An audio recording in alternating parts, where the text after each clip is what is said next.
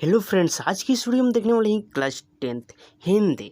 आपके बुक का नाम क्या है? गोधली। ठीक है, इस बुक से आपके लगभग 10 मस्ट VBI सब्जेक्टिव क्वेश्चंस ले और उसके आंसर लेकर आया हूँ। अगर आप ये 10 प्रश्नों को 10 से 12 प्रश्न इस वीडियो में हम लोग कवर करने वाले हैं, जो कि परीक्षा के लिए बहुत ही इंपॉर्टेंट है। अगर आप ये याद कर लेते हैं ना, लगभग इससे आपके इस वीडियो से आपके 1 या 2 प्रश्न परीक्षा में पूछने जाने की संभावना बनती है। ठीक है, इसलिए वीडियो को शुरू से अंत तक देखते रहिएगा और आप कॉपी और कलम लेकर बैठिएगा और इन सारे प्रश्नों को आप एक फेयर की तरह यानी नोट्स की तरह आप बना लीजिएगा और उसको पर डे या डेली या आप हफ्ते में एक बार ज़रूर देख लीजिएगा। ठीक है, चलिए क्वेश्चन नंबर 1 से स्टार्ट करते हैं। क्वेश्चन नंबर 1 में कहता है, लेखक की दृष्टि से ठीक है सच्चे भारत के दर्शन कहाँ हो सकते हैं और क्यों।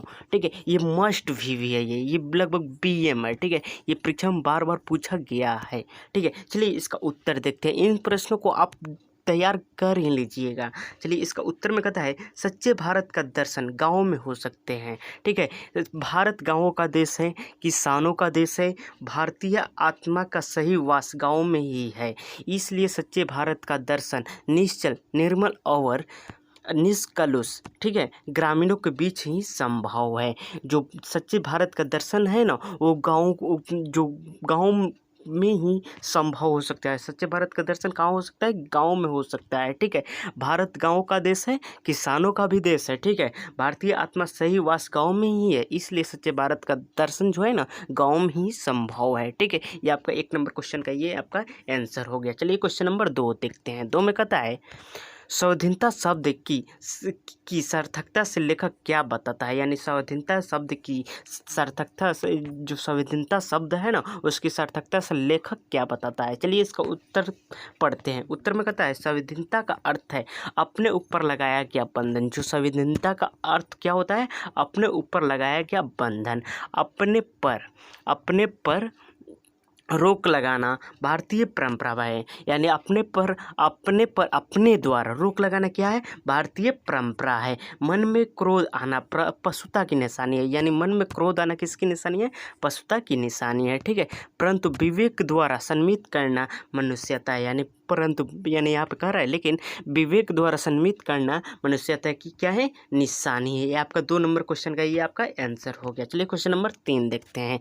3 में कहते हैं, देवनागरी लिपि की अक्षरों में स्थिरता कैसे है। चलिए इसका उत्तर देखते हैं। उत्तर में कहता है, करीब 2 सदी पहले पहली बार इस लिपि के टाइप बने। जो ये देवनागरी लिपि थी ना, इसको 2 सदी पहले, कितने सदी पहले? 2 सदी पहले पहली बार इस लिपि के क्या बने? टाइप बने और इसमें पुस्तकें छपने जाने लगी, यानी छपने लगे। ठीक है, इसलिए इसकी अक्षरों में क्या आ गई? स्थिरता आ गई। आप इतना लिख दीजिएगा तो आपको 2 नंबर ये पक्का हो गया। इतना ही से आपका 2 नंबर, लगभग 1 से 1.5 लाइन है। ठीक है, चलिए वीडियो अगर पसंद आए तो वीडियो को लाइक कीजिए, शेयर कीजिए और चैनल पर नए तो चैनल को सब्सक्राइब जरूर कीजिएगा। चलिए क्वेश्चन नंबर 4 देखते हैं। 4 में कहता है, बिरजू महाराज कौन कौन से वाद्य बजाते थे।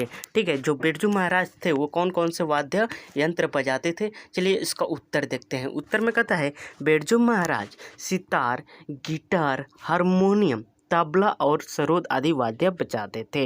ये आप सब्जेक्टिव में पूछ सकता है। ठीक है, आपको बिरजू महाराज कौन कौन से वाद्य बजाते थे, आपको ये भी ऑप्शन सितार भी दे देगा, गिटार भी दे देगा, हारमोनियम भी दे देगा, तबला, सरोद, ये सब आपके ABCD में दे देगा और D में आपको दे देगा सभी। तो आपको क्या मार देना है? D मार देना है। चलिए क्वेश्चन नंबर 5 देखते हैं। 5 में कहता है, मछली को छूते हुए संतु क्यों हिचक रहा था। ये मछली चैप्टर से है। ठीक है, मछली को छूते हुए संतु क्यों हिचक रहा था। ठीक है, चलिए इसका उत्तर पढ़ते हैं। उत्तर में कहता है, संतु मछली को छूना चाहता था। जो संतु नाम का लड़का था ना, वो मछली को छूना चाहता था, पर छूने से इस बात से हिचक रहा था कि कहीं मछली काट ना ले। इसलिए हिचक रहा था कि कहीं मछली उसको काट ना ले। ये आपका 5 नंबर क्वेश्चन का ये आपका आंसर हो गया। चलिए क्वेश्चन नंबर 6 देखते हैं। इन सारे प्रश्नों को आप कॉपी में नोट करते रहिए या नोट्स बना लीजिए, या इसका PDF लेना चाहते हैं तो स्क्रीन पर एक नंबर होगा, उस पर आप कॉन्टेक्ट करके इसका PDF ले सकते हैं। चलिए क्वेश्चन नंबर 6 का उत्तर देखते हैं। उत्तर में 6 में कहता है, नदी तट पर लेखक को क्या अनुभव होता है। यानी नदी तट पर बैठे हुए लेखक को क्या अनुभव होता है।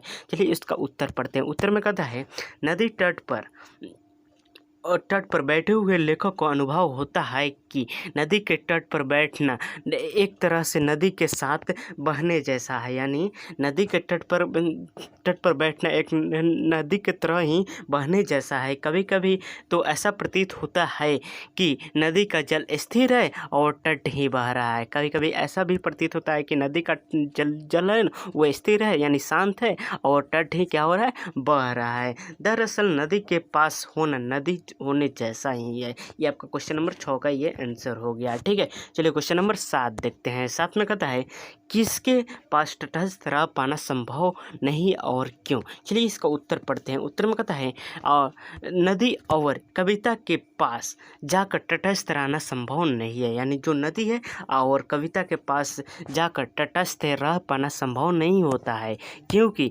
हमारे खुले हृदय पर इनकी अभिभूतियों का सीधा प्रभाव पड़ता है। किसका सीधा प्रभाव पड़ता है, नदी और कविता का। ठीक है, और हमारी सारी तटस्थता धारा और लय और प्रवाह में बह जाती है। जो और हमारी जो तटस्थता है ना, ठीक है, धारा यानी नदी में जो धारा बहती है और लय यानी कविता में और प्रवाह में क्या हो जाती है, बह जाती है। ठीक है, हमारी तटस्थता। चलिए क्वेश्चन नंबर 8 देखते हैं। 8 में कहता है लेखक अभिनव क्या साथ लेकर गए थे और वहाँ कितने दिनों तक रहे। इतना तो आपके लिए बहुत ही इम्पोर्टेंट है। वहाँ कितने दिनों तक रहे ये आपसे ऑब्जेक्टिव में पूछता है और सब्जेक्टिव में पूछता है।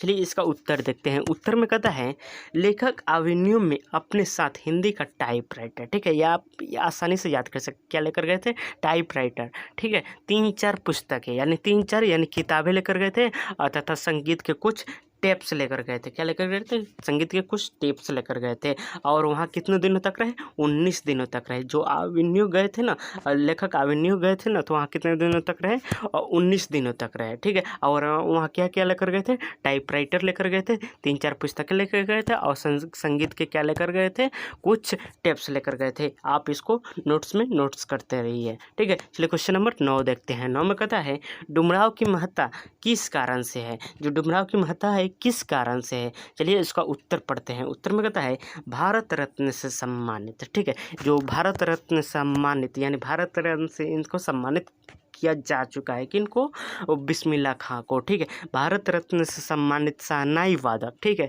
का जन्म डुमराव में हुआ है। जो बिस्मिल्लाह खां का जन्म कहाँ हुआ है, और डुमराव में हुआ है। शहनाई और डुमराव एक दूसरे के क्या है, पूरक हैं। क्या है, शहनाई और डुमराव एक दूसरे के क्या है, आप सब्जेक्ट में पूछेगा शहनाई और डुमराव एक दूसरे के क्या है, डॉट में दिया रहेगा या ऑप्शन में दिया रहेगा, ए में पूरक संपूरक ऐसे ऐसे क्वेश्चन ऑब्जेक्टिव में दिया रहेगा। आपको मार देना है, क्या मारना है, पूरक है। जो शहनाई और डुमराव एक दूसरे के क्या है, पूरक हैं। डुमराव की महत्ता इसी कारण से जानी जाती है। ये क्वेश्चन नंबर आपका 9 नंबर क्वेश्चन का ये आपका आंसर हो गया। चलो क्वेश्चन नंबर 10 देखते हैं।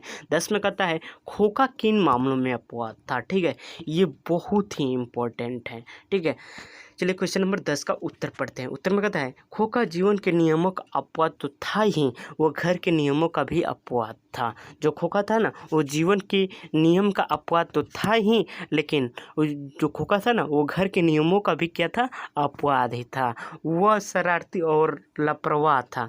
वो कैसा लड़का था, वो शरारती और लापरवाह लड़का था। ठीक है, लाड प्यार में पलने वाला शरारती बिगड़ैला बच्चा था। जो खोखा था ना, वो लाड प्यार में पलने वाला क्या था, शरारती भी था और बिगड़ैला बच्चा भी था। ठीक है, ये आपका क्वेश्चन नंबर 10 का ये आपका आंसर हो गया। चलिए क्वेश्चन नंबर 11 देखते हैं। 11 में आपका 2 टाइप के क्वेश्चन पूछ सकते हैं। ठीक है, चलिए बतलाते हैं कैसे कैसे। एक में पूछ सकता है आपसे जाति भारतीय समाज में श्रम विभाजन का स्वाभाविक रूप क्यों नहीं कही जा सकती। आपसे ये भी पूछ सकता है। ठीक है, या आपसे ये भी पूछ सकता है जाति के आधार पर श्रम विभाजन अस्वाभाविक है कैसे। या आपसे दोनों क्वेश्चन में से आप एक भी क्वेश्चन पूछे ना, तो आपको सेम ही आंसर देना है। या आपसे ये क्वेश्चन पूछे ऊपर वाला या आपसे ये नीचे वाला क्वेश्चन पूछे, दोनों का आंसर सेम ही है। यानी दोनों का यहाँ पे पूछ रहा है ना, एक ही क्वेश्चन पूछ रहा है। ठीक है, एक ही टाइप से, लेकिन अलग अलग टाइप से पूछ रहा है, लेकिन उसका आंसर एक ही टाइप से होगा। चलिए इसका उत्तर पढ़ते हैं। उत्तर में कहता है भारतीय समाज में श्रम विभाजन जाति श्रम विभाजन का स्वाभाविक रूप नहीं है। ठीक है, क्योंकि यह मनुष्य की रुचि और क्षमता का त्याग नहीं करती है। ठीक है, मनुष्य के प्रशिक्षण या उसकी निजी क्षमता पर विचार नहीं कर उसको वंशानुगत पेशा में ही जीने मरने के लिए विवश कर दिया जाता है। यानी पीढ़ी दर पीढ़ी जो पेशा है उस आदमी का ना, उसी में वो खाएगा पिएगा, अपना ज़िंदगी वो गुजारेगा। ये आपको पहले से ही आपकी ख्वाहिशों को पहले से ही एथी कर दिया गया है। ठीक है, वीडियो यहाँ तक देखें, वीडियो पसंद आए तो वीडियो को लाइक कीजिए, शेयर कीजिए और चैनल पर नहीं तो चैनल को सब्सक्राइब जरूर कीजिएगा। और चैनल पर नहीं तो चैनल को सब्सक्राइब जरूर कीजिएगा। Thanks for watching this video.